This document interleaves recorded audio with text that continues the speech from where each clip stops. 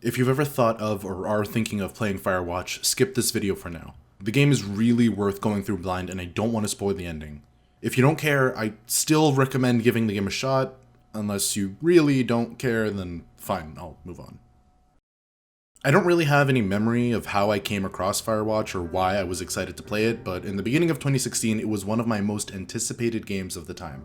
It seemed like a nice narrative-based game with appealing visuals, and yeah, there are a good handful of those that exist, but it was one of the only ones that wasn't overly hyped up. Nonetheless, I ended up playing it on release, and to put it lightly, it wasn't the game that I or anyone expected it to be. The very first thing to note about Firewatch is how it does an excellent job of getting the player immersed through the illusion of choice. You're told the story of Henry, the character you play as, and Julia, who meet at a bar one night and hit it off. You're given a bunch of choices to make, like when someone threatens to mug you and Julia, do you beat the guy's face in, or do you just scare him off? Do you adopt the beagle that Julia wants, or get the German Shepherd that you want? Do you say yes to having kids with Julia, or do you decide to wait until it's the right time? The game gives you these decisions as a first step of getting you involved with the world that's contained within it, and building a connection between you and Henry. And it works, even despite the fact that your choices actually don't matter. No matter what, the mugger never bothers you again, the dog grows old, and you don't have kids with Julia because of what happens right after you make the decision to do so. Julia begins acting unlike herself, and it turns out that she actually has early onset dementia. She gets in verbal fights with co-workers, drives herself around at night for no reason, and forgets things that she shouldn't forget. It's really heartbreaking to see her go through all that because she's not the only one having a bad experience. Henry, you, the player, are experiencing it all at the same time, and it's your responsibility to find a way to help her.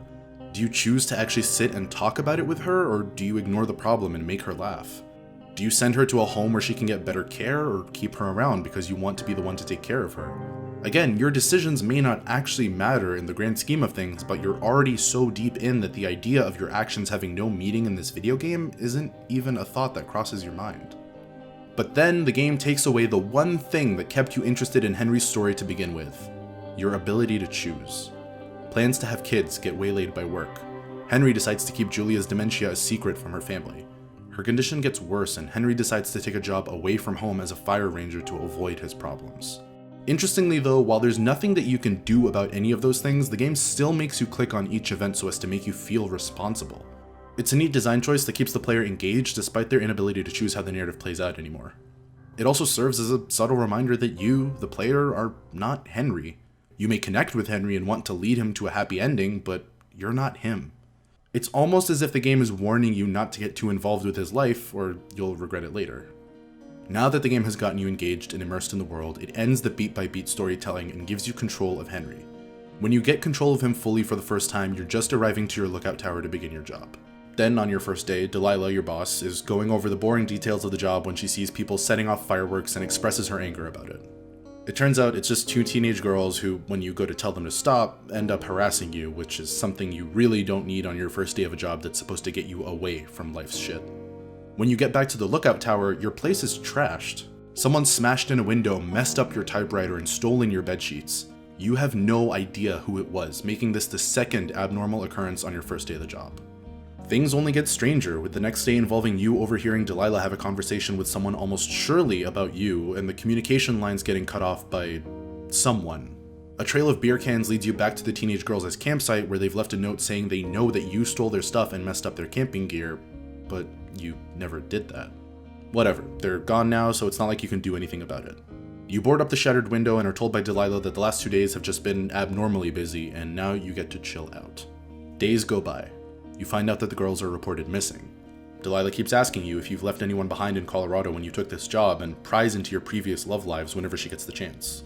If you choose to do so, you tell her about Julia, and she expresses her sympathy for both of you. Then, a few days later, she starts flirting with you. If you want to, you can flirt back despite Julia still being alive in a care home in Australia. Moments like this bring you deeper into the game's world by giving you a choice between Delilah and Julia. The game, not for one moment, lets its grasp of the player go. It has you invested in both of Henry's relationships, but allows you to pick which one to have Henry pursue based on what you value more, the sad story of a loved one, or the blossoming relationship with a coworker. Then, when everything has finally settled and you've set your expectations for what the game has to throw at you, everything goes to shit. One day, in the middle of the summer, you find transcripts of your conversations with Delilah and get knocked out when you try to investigate more. Someone is keeping tabs on you, and finding that out is only one of the many horrifying things that this game has to throw at you from this point on. This whole time you've been living a relatively normal life.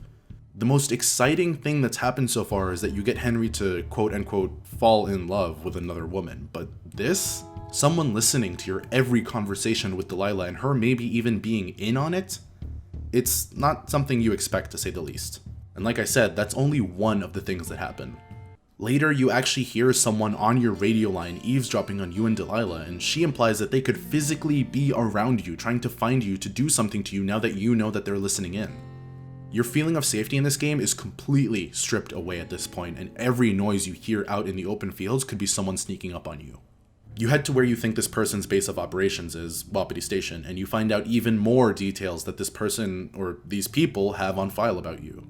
They know your and Delilah's age, personal history, how long you've been in the program, character traits, and susceptibility to manipulation. Delilah freaks out and tells you to burn the place down, which even if you agree to do, someone beats you to it and sets the workstation ablaze right when you leave. They're covering their tracks, and the next logical thing for them to do is to hunt you down. Or maybe they're content with throwing you in prison for something you didn't do, since that might shut you up just as much. Right after the place is burned down, you find a cassette tape in your tower.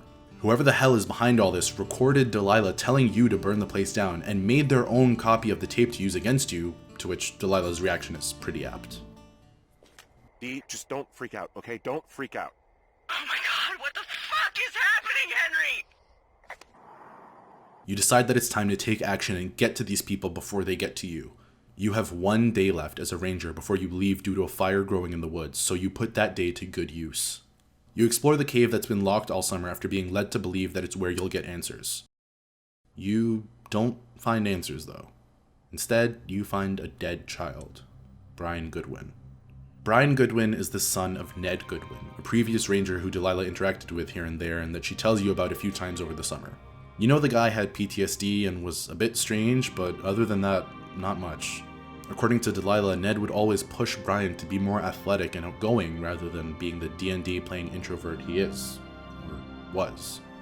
As far as Delilah knows, one day Brian and Ned just left the job out of nowhere. She never really knew if it's because Brian wasn't supposed to be there with Ned in the first place, or if they just felt like bailing one day. But now, you know. You enter the cave looking to confront the person who's been messing with you this whole time but find the corpse of a middle schooler. Whether Brian fell down by accident, whether Ned pushed him down there, whether whoever is behind this conspiracy theory killed him because he was getting close to piecing things together, it doesn't matter. None of it matters anymore. You're leaving tomorrow, going back to Julia, back to your old life. And all you're left with is the body of a dead child. The game turned everything on its head, and you were left with no answers. At this point, you're probably mad, thinking, what kind of game sets up a mystery like that and doesn't follow up? You want to follow up? Fine, the game says. On your last day, you figure out who's been messing with you this whole time.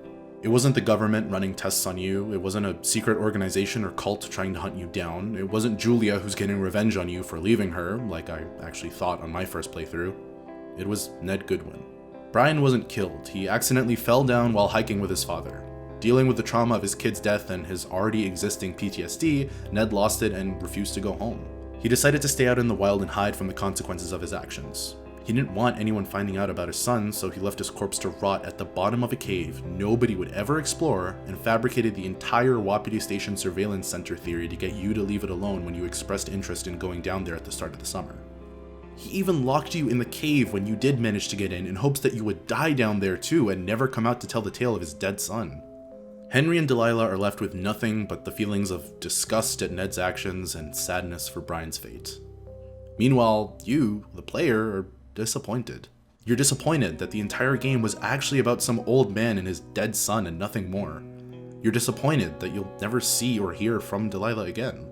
You're disappointed that there was no exciting ending where you shut down an illegal experiment running in the forest. You're disappointed that the way the game started, with Henry living in a state of sadness because of his wife's condition, is how the game ends. During your final conversation with Delilah, she tells you to go back to Julia, because it's all you can do. You can't avoid her anymore, nor can you avoid the commitment you made to her years ago. I believe that the game is talking to the player here. The story of this game revolves around Henry, a man who was so sick of the shit that life was throwing at him that he decided to take a break. He cuts himself off from the people he knew and dedicated a set amount of time to clear his head and live another life. The life of a fire ranger. You, the player, are a person who was likely also sick of what life offered you, and you decided to take a break. You cut yourself off from the people around you for a set amount of time to clear your head and live another life. The life of a fire ranger. So when the game promises excitement and mystery and sets up this final confrontation that just never happens, you're disappointed. You're left with nothing but the fact that you now have to go back to what you were trying to escape in the first place. Real life. I believe that that is the point of Firewatch. That's the message it's trying to get across. That you can sit down and play video games all day to forget about life's problems, all week even, but life's problems will still be there waiting for you when you come back. And you have to come back because you can't stall forever. While seemingly grim, I also think it means to teach the player a lesson. Delilah makes it very clear to you that it's not too late to go back to Julia, to help her, to be there for her, to support her, to spend time with her, to fix the problem. Firewatch doesn't just serve as a reminder that you can't escape life's problems, but also that if you do take the initiative to face them head on and solve whatever comes your way, who knows, you might actually be better off for it. It's absolutely fair for players of Firewatch to still be disappointed with the ending even after they realize the message behind it. It's a bit ironic to be upset that Firewatch of all games wasn't a game that provided a proper escape, but it's fair nonetheless. Personally, I found the ending to be incredibly impressive.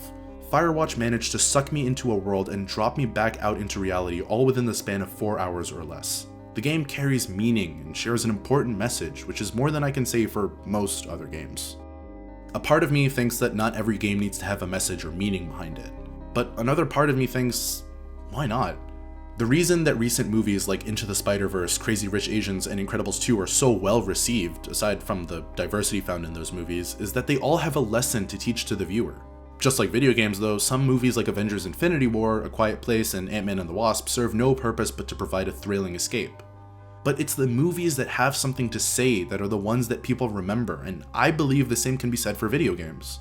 Different factors come into play, of course, and having a lesson to teach doesn't make a video game inherently good.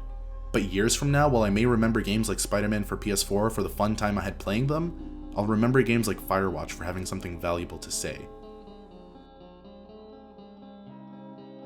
Thank you for watching. If you enjoyed the video, be sure to check out the 2 I've put on the screen now, because they might interest you as well since they have somewhat similar themes. Here's to a 2019 that's full of enjoyable and meaningful content.